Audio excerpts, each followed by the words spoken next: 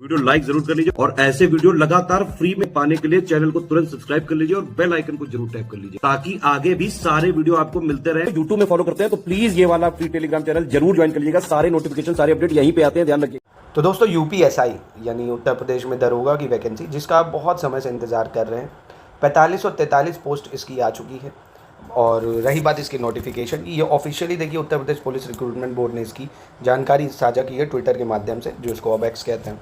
अब इसकी जो विज्ञप्ति है ये कहने वाली है कि अप्रैल माह के अंत तक संभावित है, यानी अप्रैल माह के अंत तक या मई के फर्स्ट वीक में आपको इसका नोटिफिकेशन आता हुआ दिख जाएगा। तो बहुत समय से बच्चे इंतज़ार कर रहे थे, क्योंकि इसमें देखिए एज 21 से 28 साल मांगते हैं और इसकी वैकेंसी आप देखिए शायद इससे पहले 2021 में आई थी, काफ़ी कम आती है 4-5 साल में, इसलिए कई बच्चे तो ओवर एज ही हो जाते हैं। पर जिसके पास मौका है, बहुत अच्छा मौका है दरोगा बनने का, तो वो इसको प्लीज़ इस्तेमाल करें।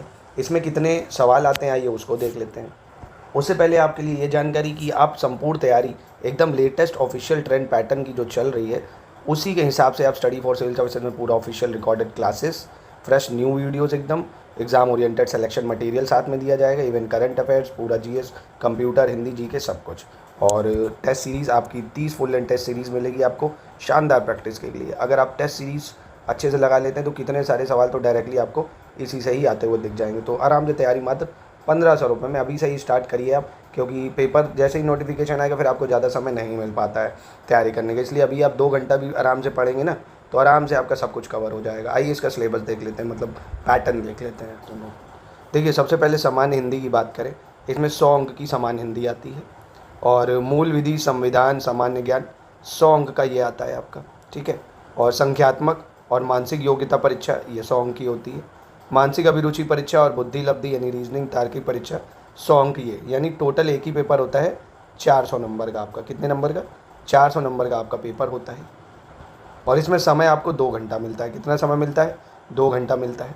और अभ्यर्थियों की संख्या के अनुसार ऑनलाइन लिखित परीक्षा एक ही तिथि को ही होगी है भाई।